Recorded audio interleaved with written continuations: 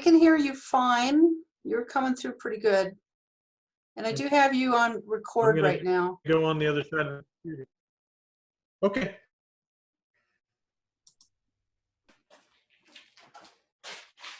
So I guess for those who don't know me, I'm Paul Anderson. I'm a member of the Southeast Wyoming Beekeepers Association, and I'm a beekeeper. I also sell bees through Prairie Bee Supply. We thought this was part of what I was going to do at the Bee College, but since I canceled or postponed, we thought it would still be timely content for you, so we'll go into it. So what I have here is a regular Langstroth hive. Bottom board there. New to this, I might not know which way up this. There's a reed up the top, and that's this piece right here, this entrance reducer. So when you're setting up your hive, you want to set it propagation. You want to get sun, preferably in a wind entrance like that here. East a little bit maybe.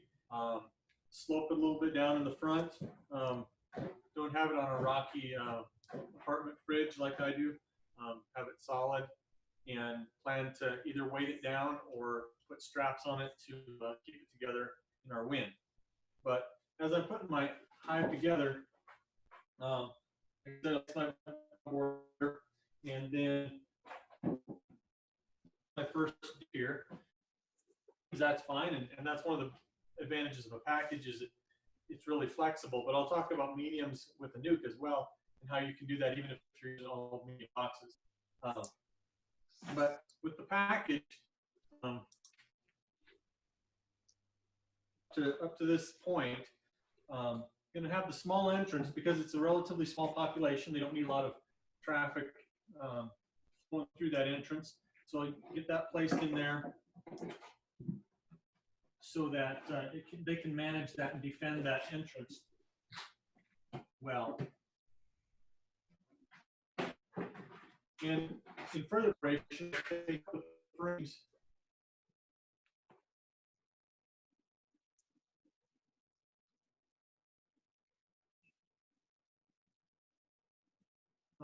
frames.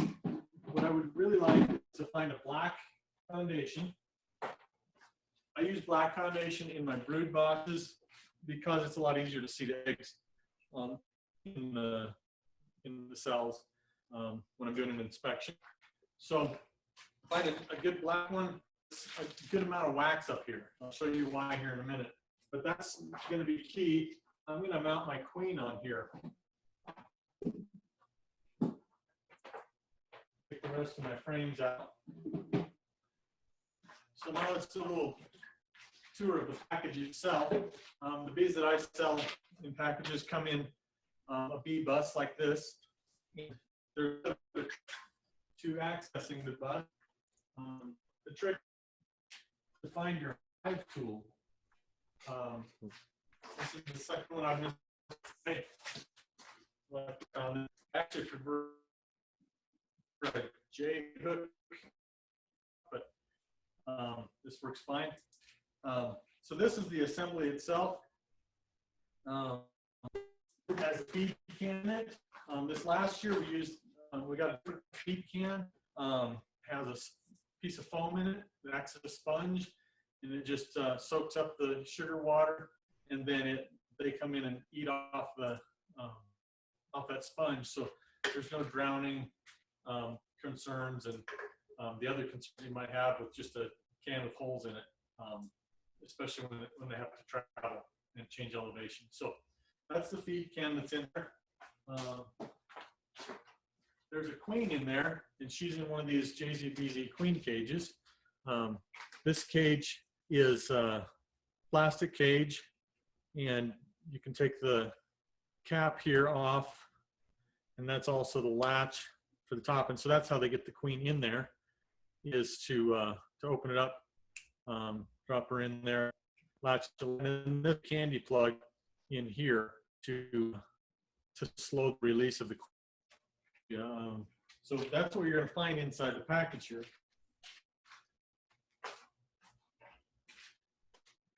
So one of the things that some people don't like the bee bus and it's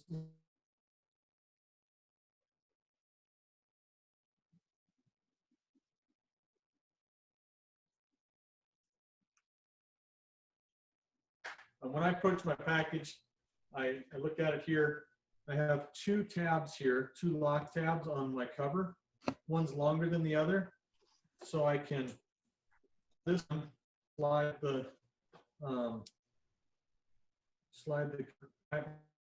and then release that one and get them both up. So you don't have to bend these all the way back out of the way. You just release them slightly and move that down there. It has the keyhole slots, pops up. So this is the feed can that I was talking about. And normally I'm not going to go in this direction with the bee bus. I'm not going to take the can out. The purpose of taking that cover off is to find where this little plastic button is. And you can't see this, most of them are pink, so they're a lot easier to see. This one's faded, it's pretty much clear. But that's what that queen cage is hanging on. So I want to know which end she's hanging on because that's which end I want to open up first.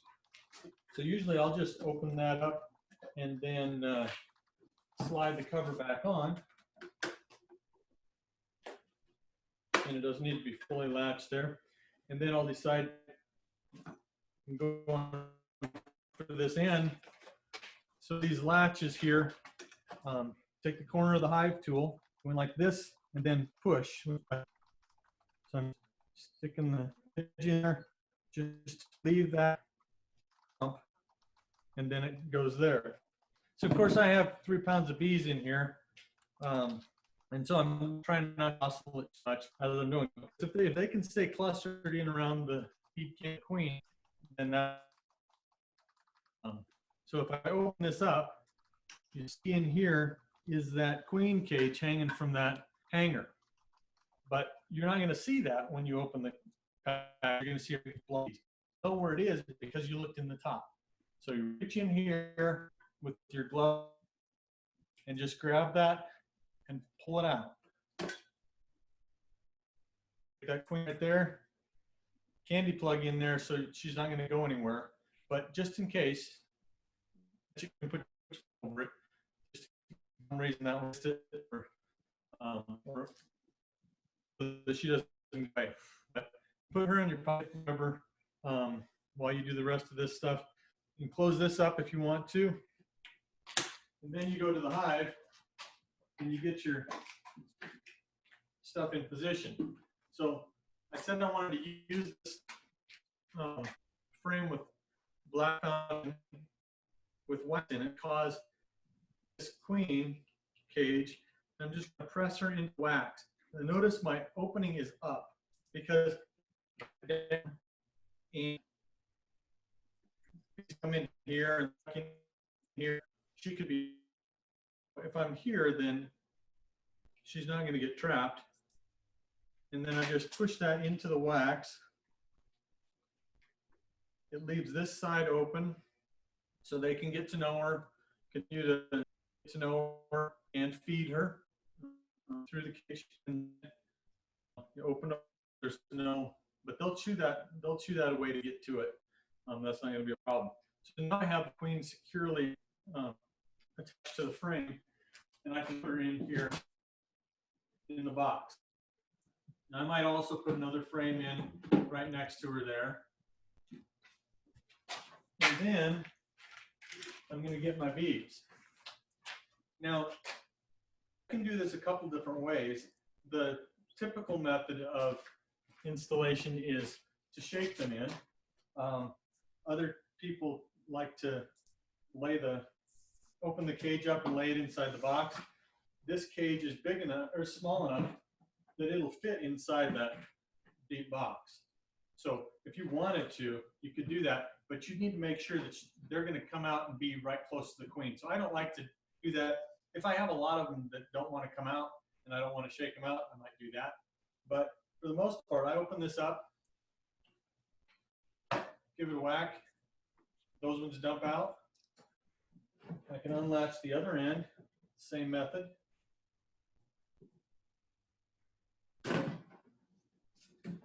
Dump them out the other end.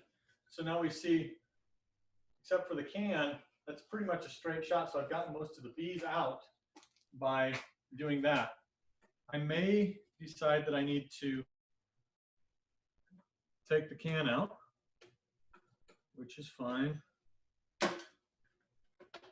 Now there's not so many bees on it, so there's not so many that are going to get crushed as you're wiggling this out of there.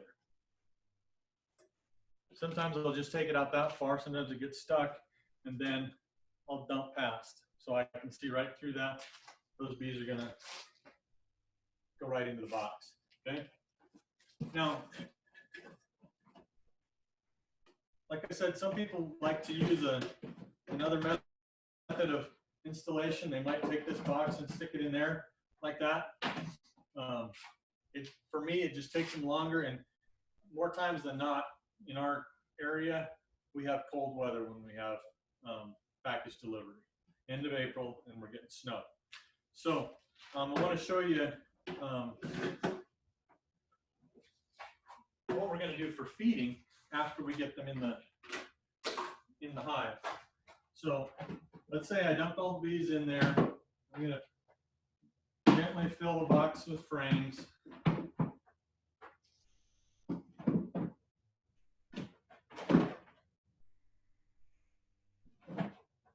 Some people like a feeder like this, frame feeder.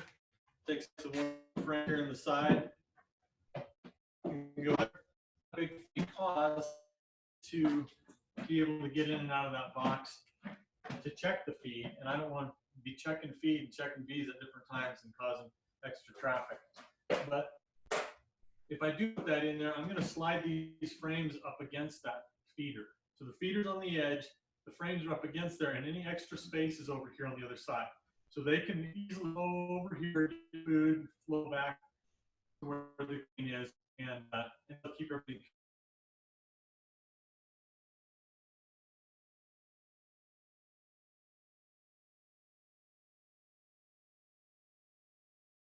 So that when I am checking it to see if it needs to be refilled, I can just take my inner cover, slide it to the side, fill it, and then slide the cover back on. Because we never know what the temperature is going to be like, we're going to need to check that, but we can do it without opening the hive completely up. So that's one way to do that. I don't remember where I did with my jar.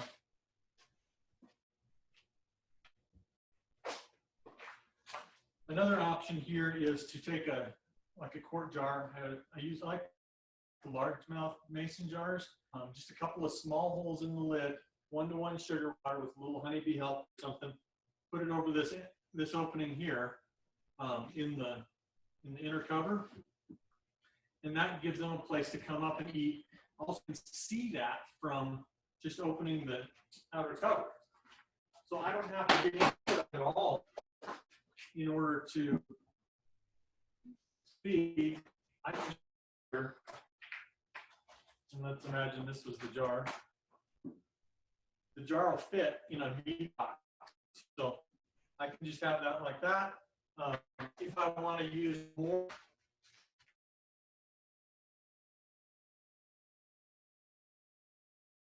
feeders that sits over the top of that hole that they can come into, that's fine too.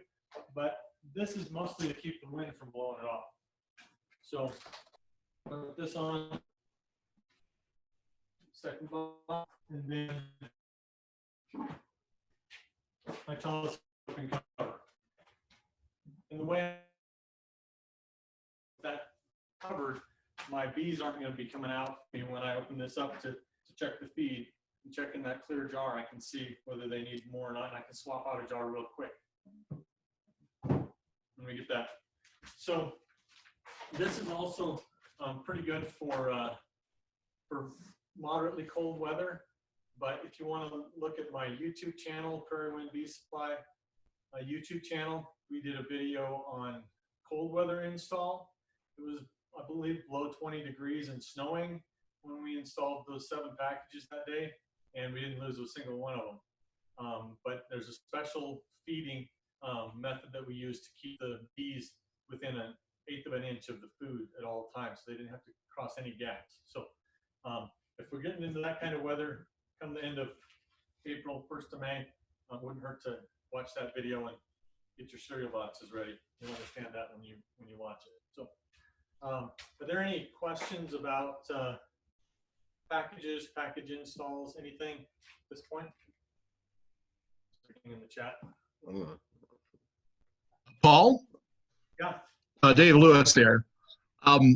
I just installed 3 packages yesterday, Yeah. and I wanted to show that if you order more than 1 package with the bee bus, they're going to be snapped together. Yes, they are. And it's a little bit puzzling to figure out how you're going to get them apart. The bee bus has a slot and a tab on the side, and they just slide horizontally and snap together. It takes a surprising amount of force to separate them, but basically you're just sliding them horizontally one against the other.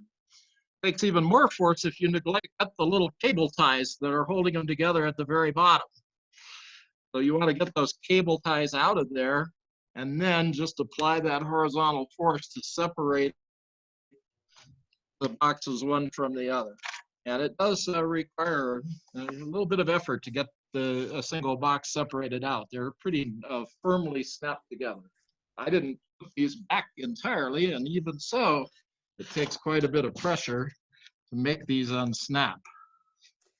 So, excuse me, guys, as long as I have both David and Paul together, so my question to you is, how hard is it to find and pull out the queen cage and to find the queen in there and to pull it out and put it into a frame?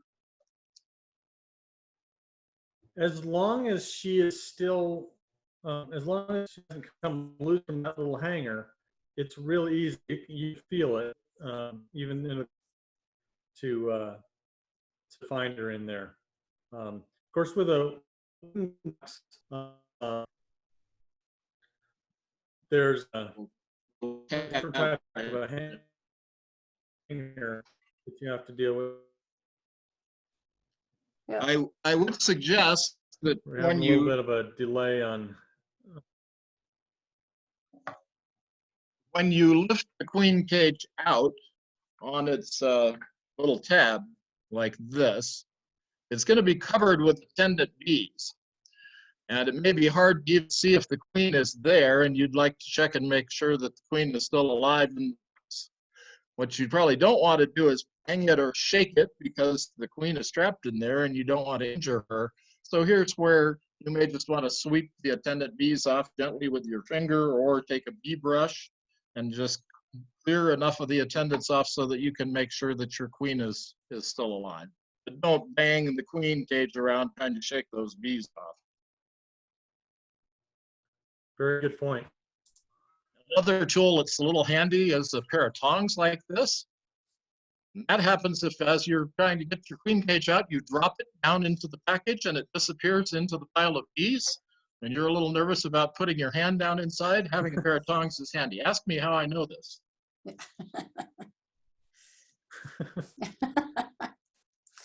Thank you, David. Paul, do you have any words of wisdom for dealing with the queen and the queen cage and getting her attached in there? Because I experienced the same thing David did. I got the queen cage out and checked her and promptly dropped the queen cage at the bottom of my medium deep box and had to go fish her out, poor thing. So tongs would have been very handy to have. But Paul, do you have any words of wisdom on this? I try not to get to the point where I need the backup tools, but it always happens. So that's it's good to keep in mind.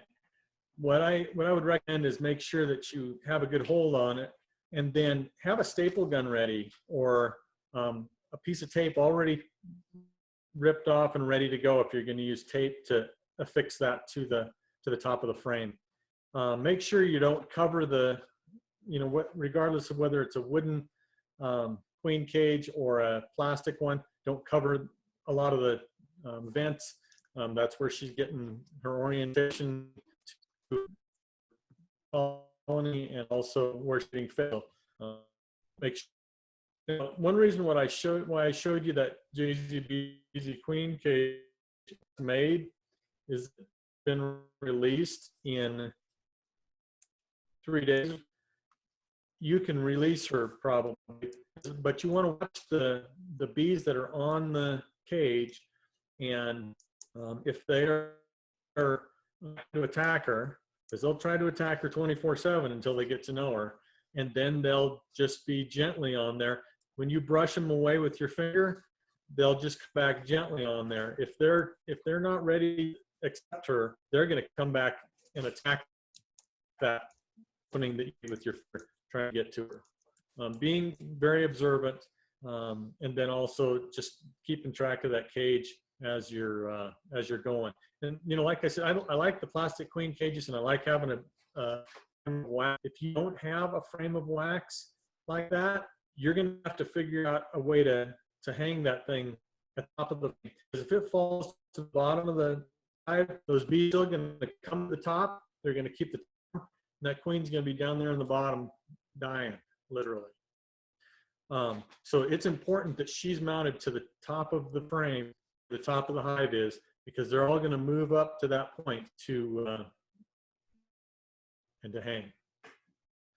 So any other thoughts or questions about packages before we?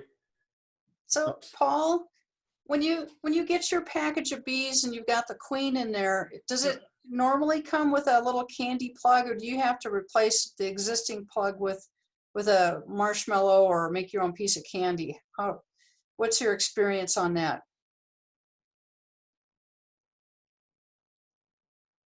The wooden cages, it's often made in the places I've gotten them in the past. Sometimes it'll have a cork that you'll need to pull out and replace. Sometimes it'll have a candy plug that's almost gone.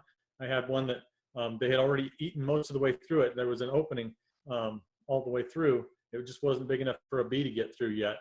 And I wasn't ready for her to be released. So I always tried to have something handy there. Yeah, that's a good picture there, Dave, of that plug. And so you want to watch, like I said, all of ours are going to come with candy in that plastic cage, in that JZBZ queen cage, but it may be eaten away or something. So it doesn't hurt. The handy thing to have is a package of marshmallows, and then you just shove it on there, and they'll eat through marshmallow pretty fast, but not as fast as air. So it gives you some time to think about what you're going to do.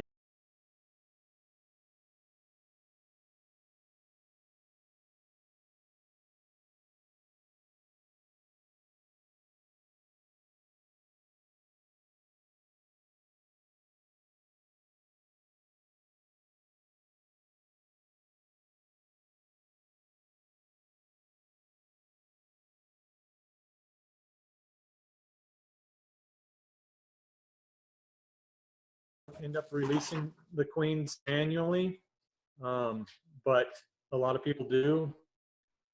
But one of the most demeaning things that you can do is think you're doing them a favor and letting the queen out, and that's not a great experience. Would I just keep marshmallows in for a certain amount of time? How long should we wait? Like I said before, probably 3 days is probably days after you get the package. If she's not out already, it's probably time to release her. And so just depending on how aggressive they are, that's when you get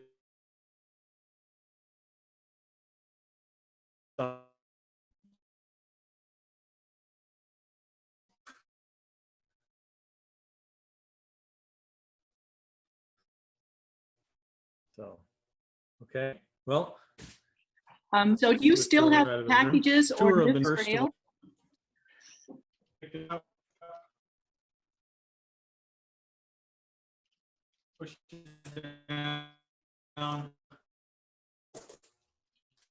latch it in there, and that box is going to be 5 frames.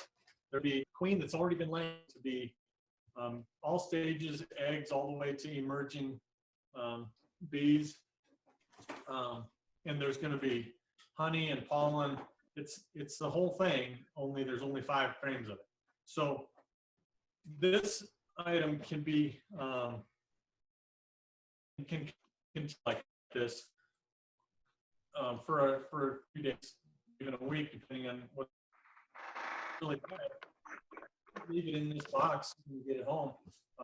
I'll talk a little bit more about placement. I forgot to mention with the packages, they're those perishable items that we deal with. They can't stay in that package very long. You need to get them in a hive that day when you pick them up. If they're needing food, and we'll enter them until the point of pickup, and we'll be spraying them the boxes with sugar water, and giving them water if they seem to be getting hot and things. But those need to get into a hive pretty quick. And one thing that can extend that life is we try to transport our nukes at 42 degrees. And so if you can keep it really cool, then those are going to be moving so much, they're not going to be eating so much and eating all the food I can. They're just going to be kind of in a more dormant state. And so they can last a little bit longer. But if they overheat, it can be over. So don't say, well, home stop and eat it. Well, unless things change, you're going to be able to do is drive. But get them in the hive. If for some reason you don't have your hive ready, but you have a nuke box, put them in a nuke box. Any bees that are not picked up by the end of the pickup time for packages will be put into a nuke box. I'm not going to let them sit there and die in a cage. It gets warm. They're getting in, and we'll adjust from there. So anyway, back to nukes.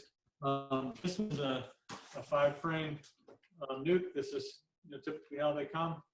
And so we're going to take this. If I start out with just a bottom board, then I can come home, set this on the bottom board, tap it down, because of the wind, open that up, and go for my business. Fine. Okay. So if it's not the best time of day, I kind of like to leave my nukes a day until the middle of the next day, depending on the forecast, because by putting them right here, this orients them to the location that the hive is going to be in, where they're going to be coming back to every day. And also, if I do the middle of the day and they've oriented and they've started foraging, then a lot of the bees aren't going to be in here the day I go to transfer this into the hive, which is going to give me a better chance to see the queen if I want to see the queen. So this is going to sit here. Then when I do get ready to hive the colony, I'm just going to take this off. I'm going to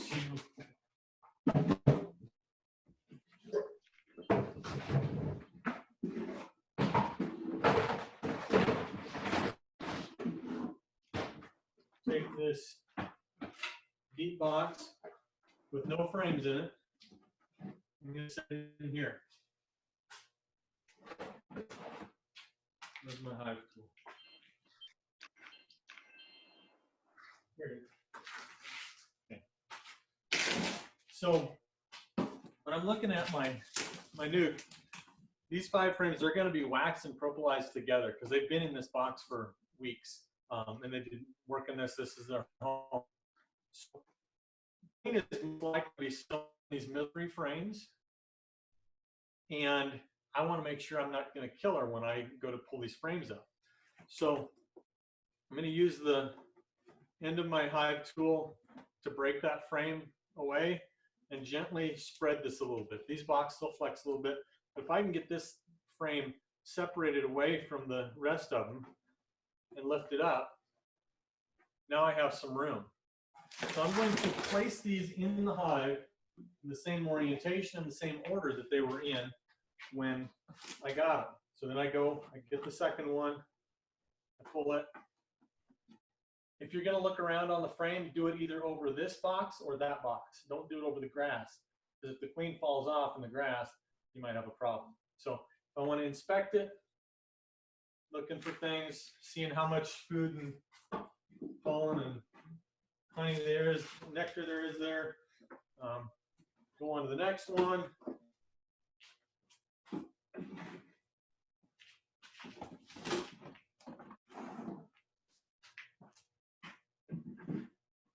Transfer those 5 in there. And I'm going to center these relatively center in the hive. I'm going to add 2 to one side, 3 to the other.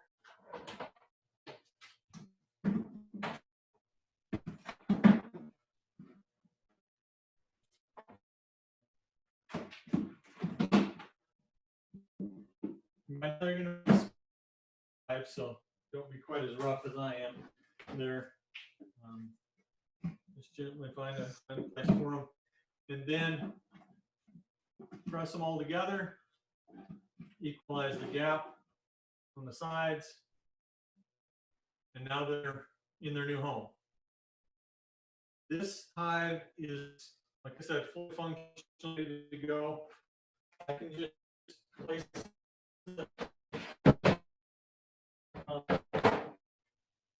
on feed if I want to here.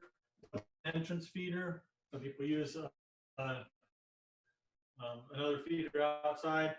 It's all in what you want to do, what your philosophy is. There we are. Now this is going to last for a little while like this, but they're going to hopefully grow out of this pretty quick. So be ready with your next box to add when this is about 80% drawn.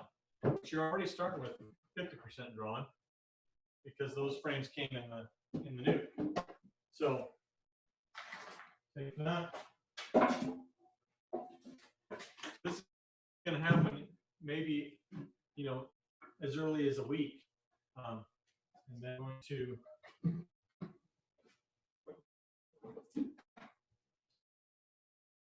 stack these.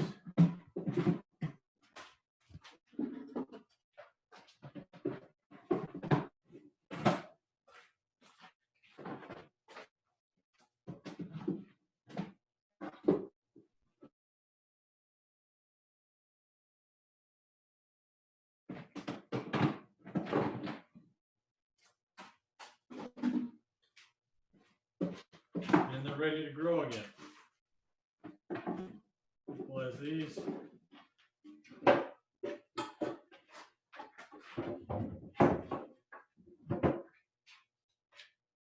And there you're good until you're ready to add your first super if you're using a traditional layout. Now, I mentioned before that if you do all mediums, which my shoulders are bothering me, I'm starting to think that's a really good idea.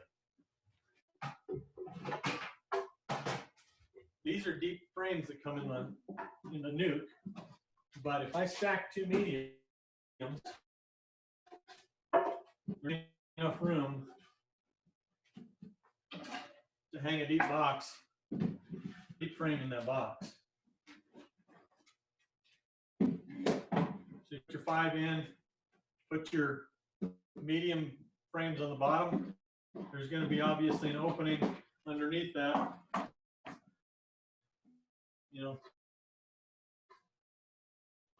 This gap 5 frames wide. Throw away any brood or separate the brood abruptly, but you can migrate those around as you do your inspections down the road. And once you're not going to lose any brood, go ahead and pull these frames and let them go. So that's a way that you can use deep frames in a medium box, or you could just do all deep frames.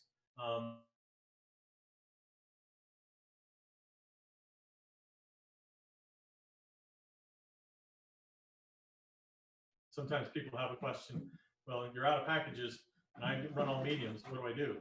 That's one option. I guess that's pretty much that.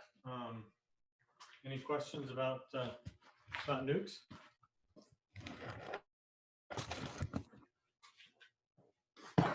Paul, do More you think that there is a benefit to spraying your brood box with a little honey oil of lemongrass and spearmint? Does that help with queen acceptance, or does it prevent absconding? I have not had a problem with absconding. What I do recommend to give them a good attraction to the box, spray bottle, is to spray all your new frames, maybe even your old wax, sugar water 1-to-1 with a little bit of lemongrass oil or honeybee healthy or something, a little bit nice smell, and something for them to eat on.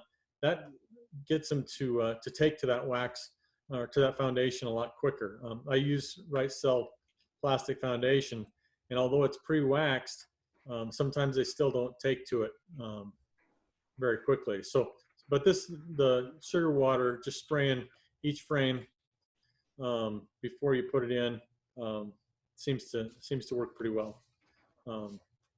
If you keep your queen happy, make sure they have plenty of food and stuff, and that their home is not unpleasant.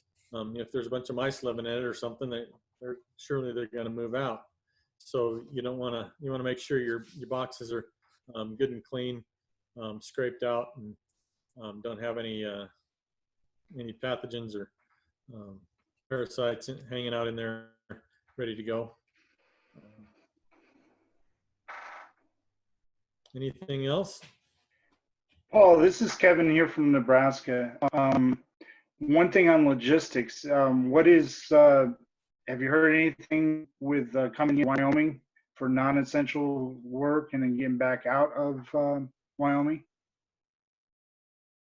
Considering that bees are agricultural, and in the big picture, they're significant need for a food source, I'm hoping that all agricultural exemptions will apply. My supplier doesn't haul in semis. He hauls in a van or a trailer or a refrigerated moving van, and so he's not going to draw a lot of attention to himself. But so far, no indication that there's going to be a problem. When they get here, if we're still under the situation that we're under right now, we'll take extra measures at pickup to help people with their distance. We'll bring all the packages out, rather than having a bunch of people coming in through the doorway exchanging air. We'll definitely take those things into consideration and work the way we need to take care of things. So. Okay. Yeah, my concern was getting stopped at the border and not being able to come back in or something. But right, yeah. I guess all we can do is pray, which we should probably be doing anyway. Amen. This is my second year in keeping bees, and my long bar hives wintered perfectly. I have active colonies in all 3 of them, and I'm putting 2 more out. That's great. Are you the one that brought the hive up and showed me when you picked up nukes? There's somebody that brought their hive. Was that you? Yeah, last year. Yeah, I think I had it in the back of the truck. Yeah. I'm not. I had those other connections to reestablish the station. Any other questions or thoughts? Paul, this is Paul from Nebraska, and I joined the meeting late. I was Sure. I was inquiring to if you have any experience with the flow hives. I purchased a flow hive and don't know much about this, so any advice would be helpful. Thank you. The thing with flow hives is that it's sort of a all or nothing thing. They either need to fill and cap that whole thing or they're not going to. And so with where we are on the planet, our growing season is short.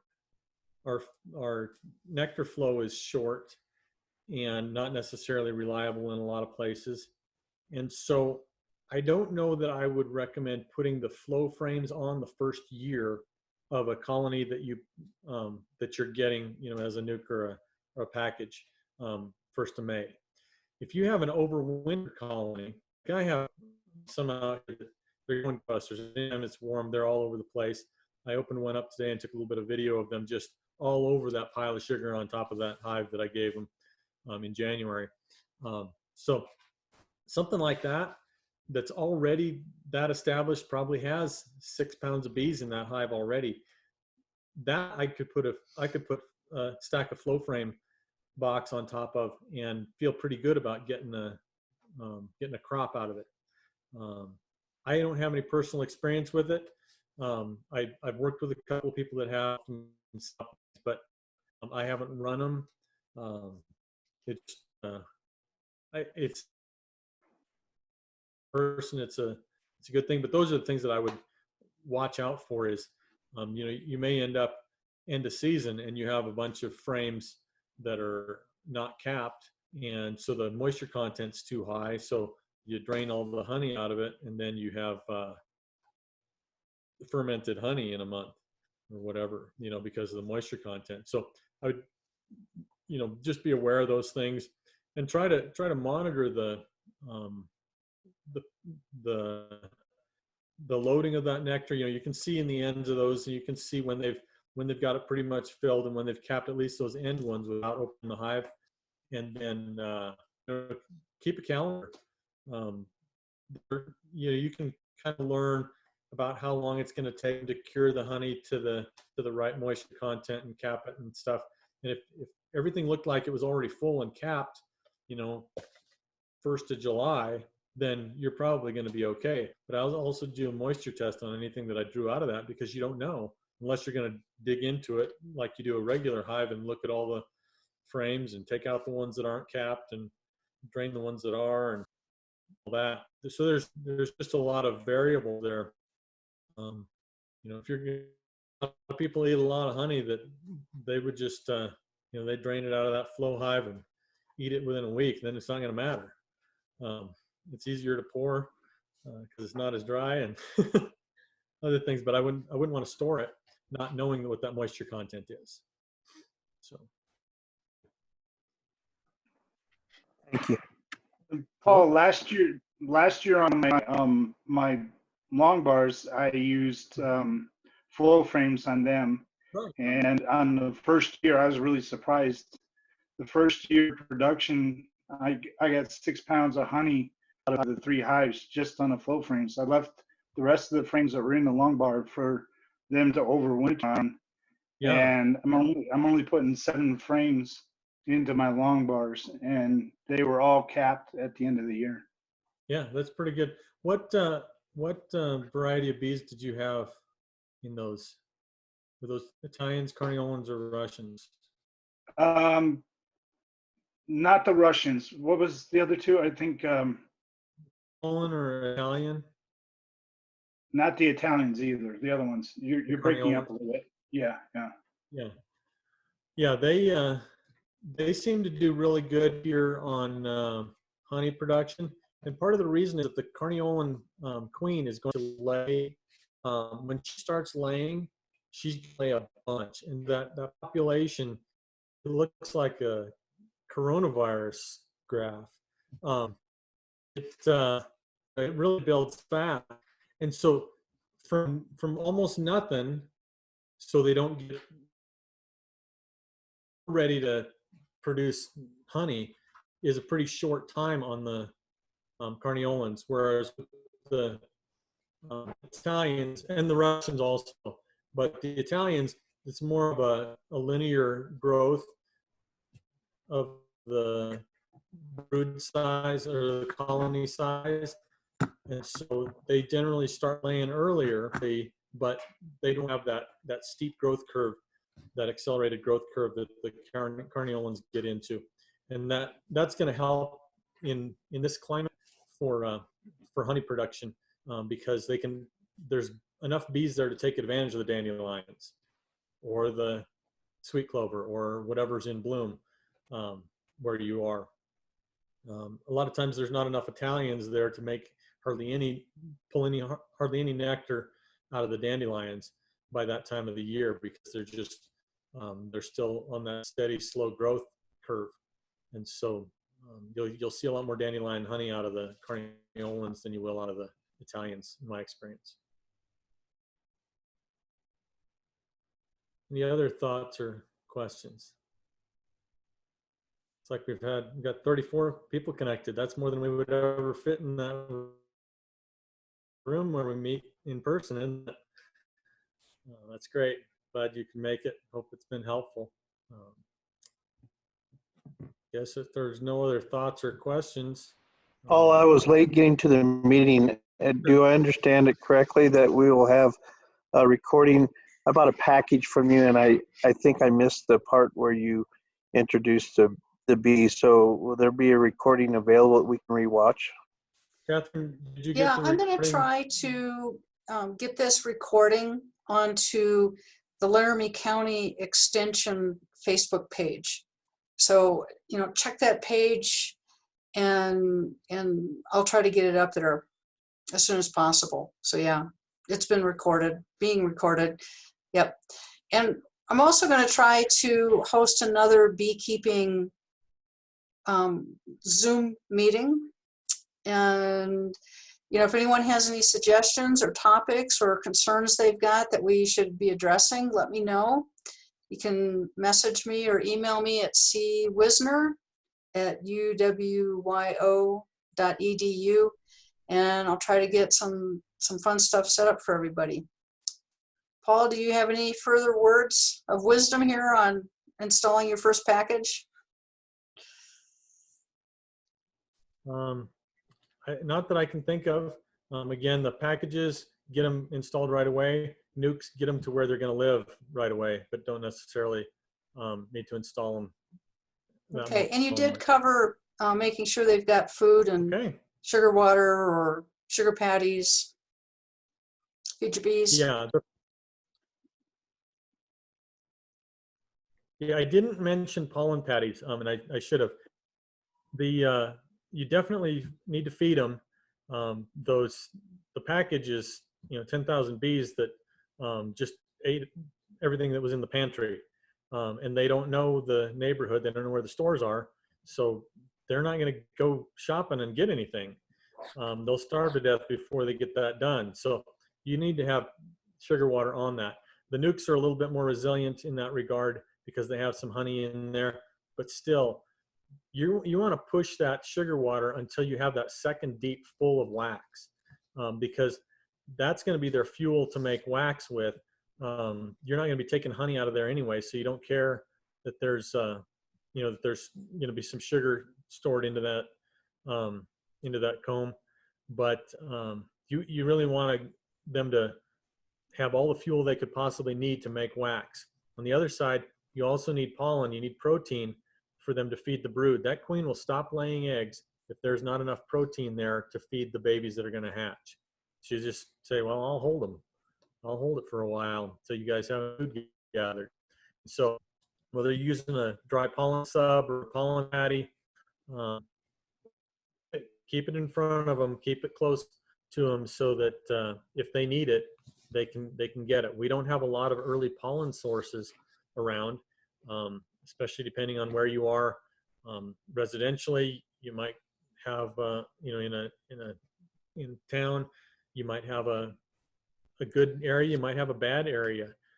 If everybody's keeping their lawns all green, there's no dandelions because they've sprayed them all. You definitely need to feed your bees through that. Hopefully they'll make it through the chemical. as well. But it's a cheap insurance to get some sugar on there, sugar water on there early. 1-to-1 in the spring, 2-to-1 in the fall, and something dry in the winter, so you're not adding the moisture to the hive. But that's for another day. We're hopefully about through that. Yes. Yeah, hopefully. Spring. Hopefully. Hi there. Can you hear me? This is Kristen. Hello? I hear a voice. Is that Christy? Yes, it is. What about fondant? Fondant, as a winter food, definitely a good option. I'm not much of a cook, so if I was going to do fondant, I'd use Catherine's quick recipe. But definitely a good option in the time. In the spring, like I said, you want something really thin.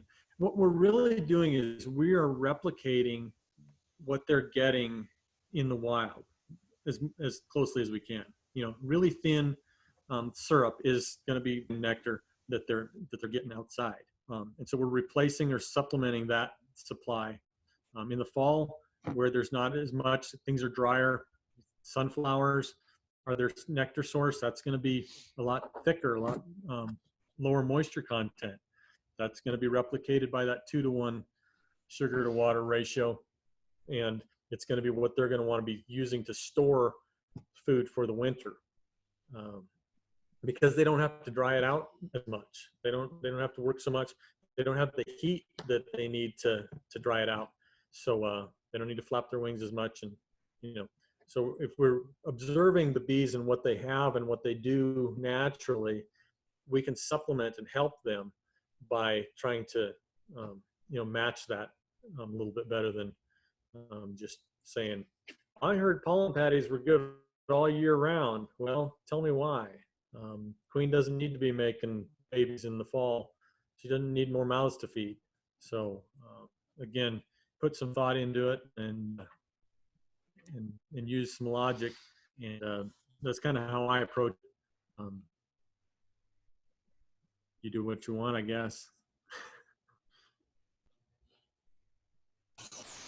Thank you. You're welcome.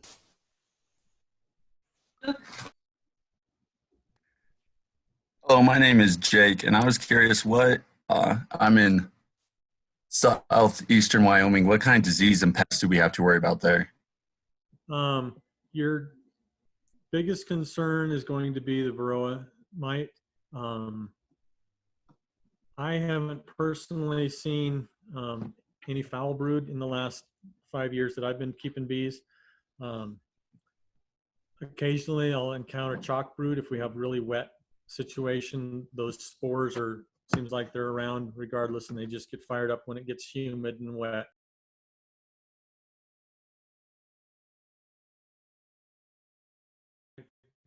Get deeply concerned about.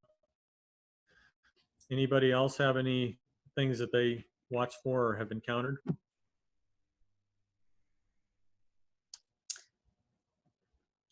David, you've been doing this a year longer than me, I think. Any? You're muted. Sorry.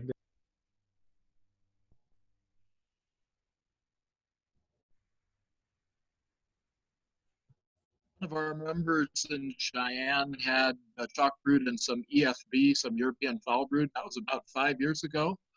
A couple of years back, the folks at Brigham Young were trying to get samples of American foul brood because they were working on the viral phages that might prove to be efficacious against the foul brood. And Right. We couldn't get them any samples from Southeast Wyoming. There hadn't been any reported to the Wyoming agricultural group, although there have had some American foul brood up north. So we've been pretty much spared from that.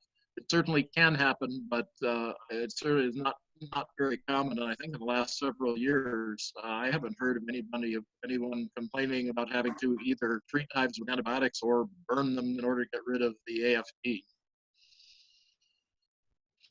Right. Yeah. Luckily, we haven't had a big occurrence or any occurrence in many cases of that in this area at least. Your apiary is registered with the state of Wyoming if you're in Wyoming. It's actually a law that you have to, but that's not necessarily the reason that you want to.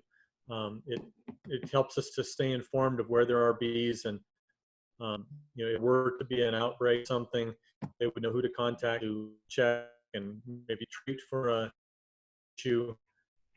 There's just a lot of good reasons. Agricultural spraying will often be consulting that database and seeing where there are high notifying beekeepers. So it's a good idea. It's the right thing to do. It's the law. I guess if you don't feel on it, that's up to you, but I recommend it. And it's something.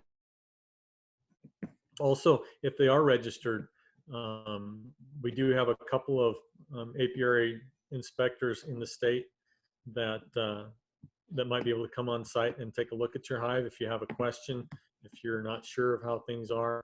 If you do have a problem, they can check that and help you stay on track with that. They come into the state, the ones that we sell, they're all subject to inspection both when they get here. So that's just another level of confidence you have, I guess, in the health of the bees. Years mites are worse than others. Some years I haven't seen any mites, but other years there've been more, and a lot of it depends on the weather and things. Spring coming in, and it's just variables, but it's things you want to be aware of just in case, but nothing you need to be afraid of.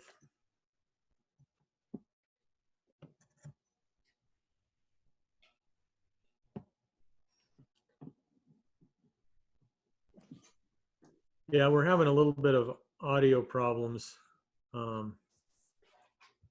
me see if I can get over into the chat.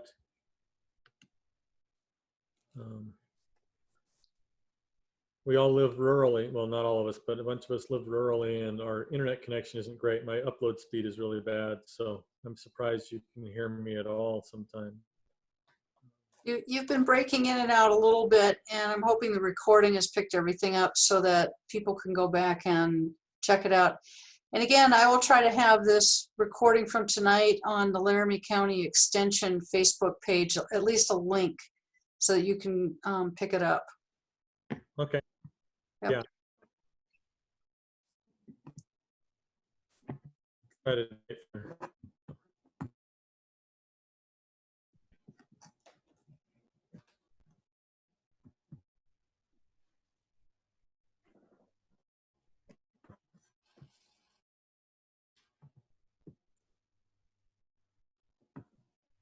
Do you have much experience in Saskatraz honeybees? We haven't had a good source for Saskatraz bees. I haven't had any feeling. I've heard good things about them. I was hoping maybe find a source.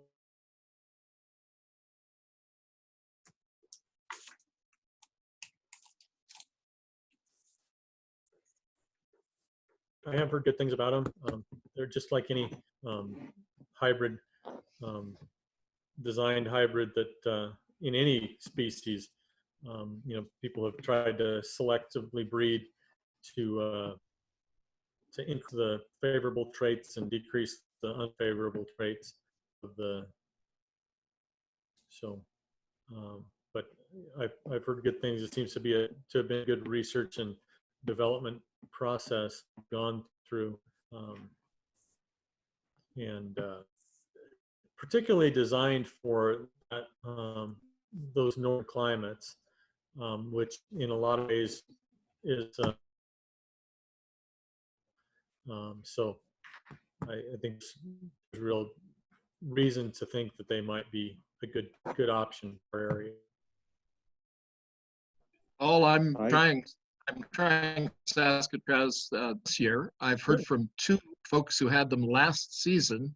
One fellow in Nebraska said that he thought they produced about 50% more honey than his Italians, but the other beekeeper in Wyoming said they didn't do much for him during the season. And those are the only two folks I've heard from who have had them for a full year last year. Yeah. Those are the ones I got, and I got them Yeah. from Man Lake. Just Well, we'd love to hear how they do for you. I had good weather lately, so I have to.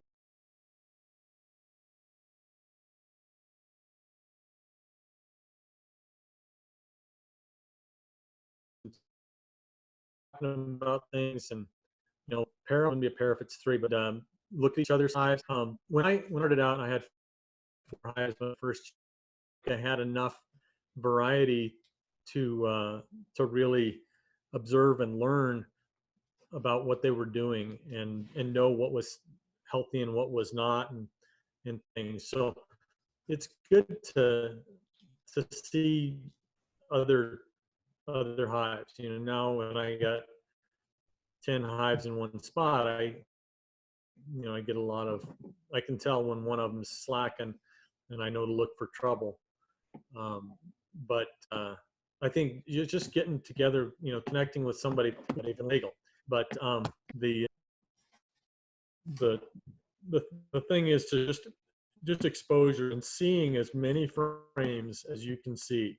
I tell people you want to have 7 hives so that you can be in a hive every other day and not be in them too often.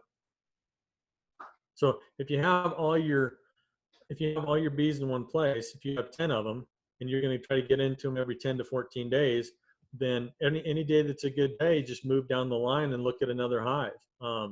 Then you get a lot more experience looking than if you only look at bees every 2 weeks. Your first year, you're not going to come out with as much knowledge and experience as if you were looking at bees every other day. And so, sometimes that's not practical. That would be the ideal, I think. Jobs get in the way of that. I'm kind of looking forward to working from home for the next couple of weeks. I work for the school district, and